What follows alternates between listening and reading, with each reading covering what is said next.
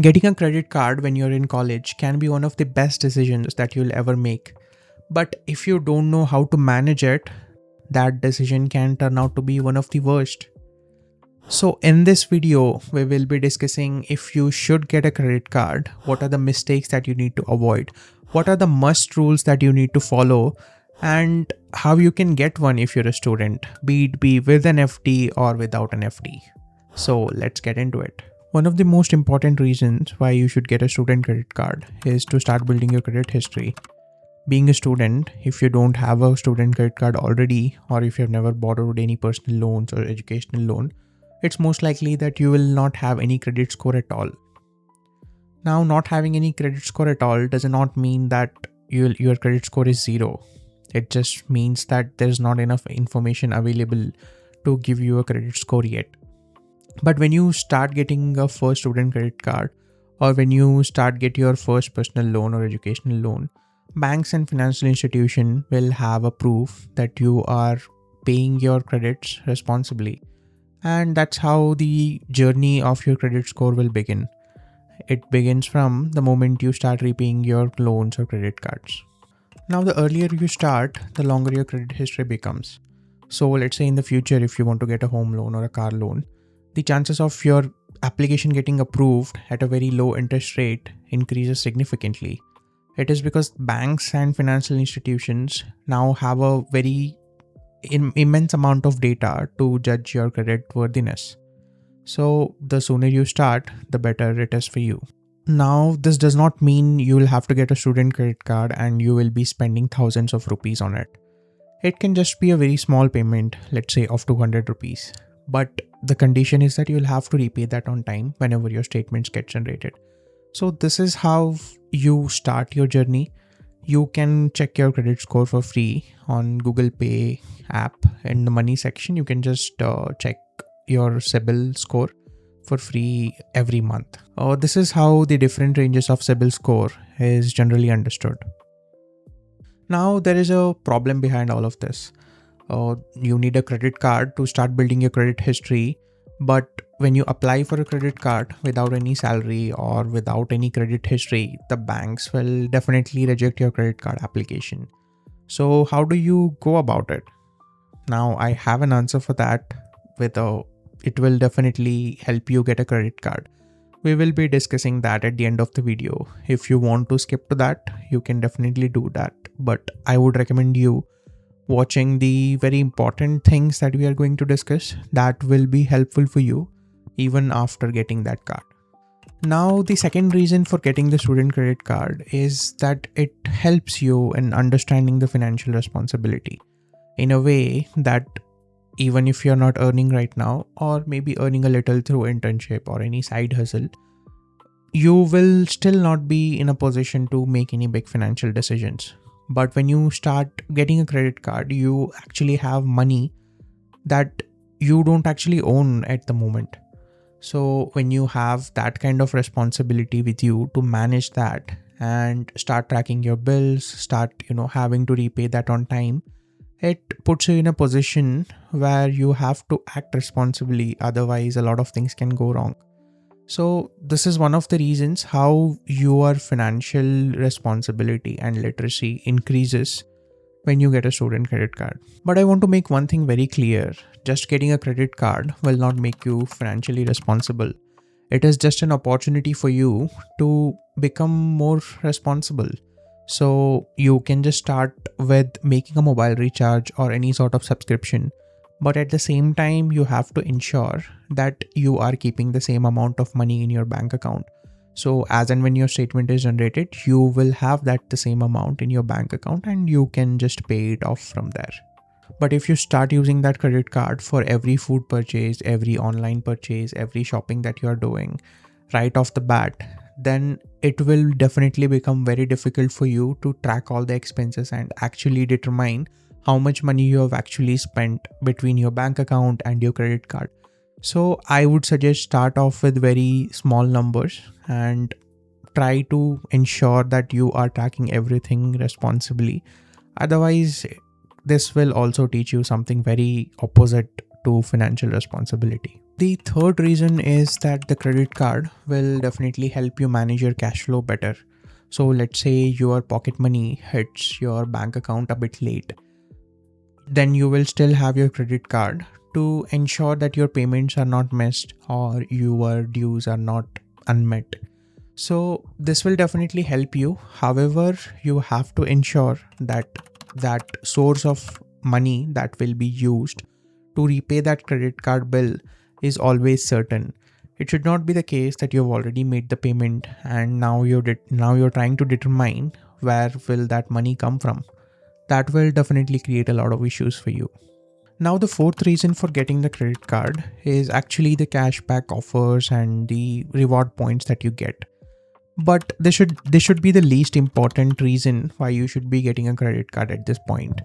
Because what I see most people doing is they get attracted to the rewards that these cashback cards and these reward points card bring. So even if there's a 10% discount on 1,000 rupees purchase that you are making, people will make that purchase and thinking that you still get that 100 rupees back out of that 1,000, but you end up wasting that 900 rupees. These were the reasons why you should get a credit card. Now let's come to the reasons why you should not get a credit card. Now these reasons are more important than the prior one, because understanding this will set apart most of your willingness to get the credit card. The first is the risk of actually missing the credit card repayment, because the whole reason of getting that credit card was to build your credit history. But let's say you made some payment using a credit card, but after getting the statement, you actually missed to repay that bill before the due date. So the impact that it will have on your credit history will be actually bad. Now, the second one is the overspending, and this is a pretty more severe risk that most smart people fall onto, right? So what happens is when you have a credit card and let's say you get a limit of 15,000 and in your bank account you have 10,000 rupees.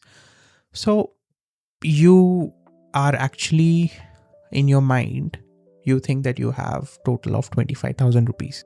So when you are, let's say, shopping or when you want to buy something, you don't just think about the 10,000 rupees that you have in your bank account.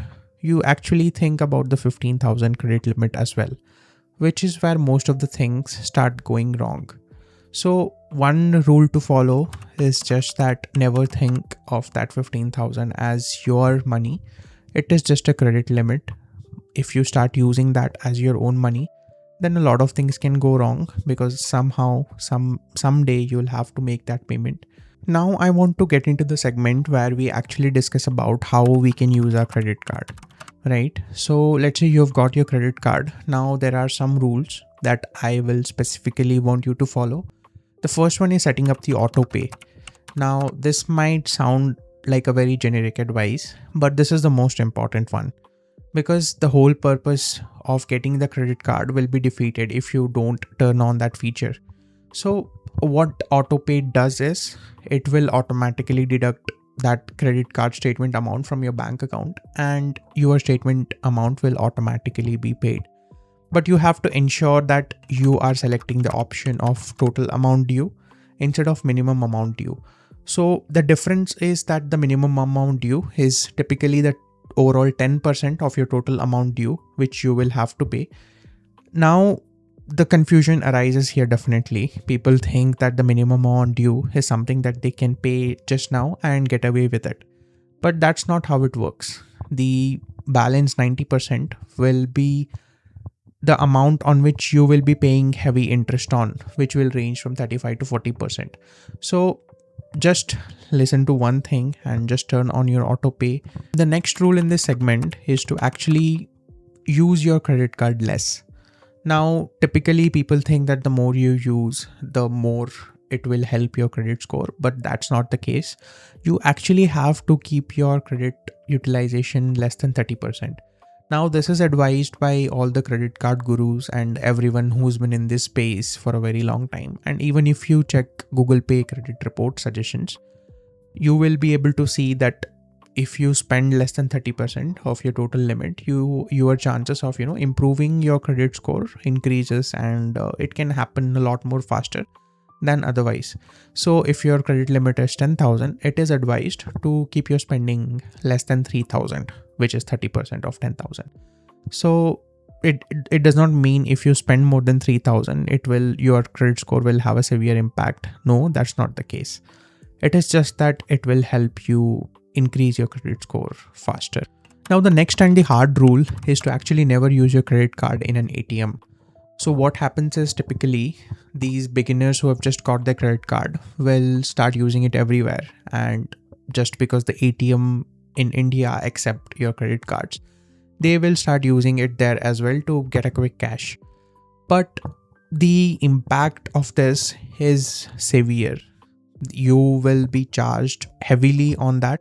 Let's say if you withdraw 10,000 out of ATM, the interest rate, let's say just after that withdrawal, can start at minimum of 35 to 45%. And this is by most banks. So you should never do that. Now, the next rule that I want to mention here is that you should not apply every bank you see.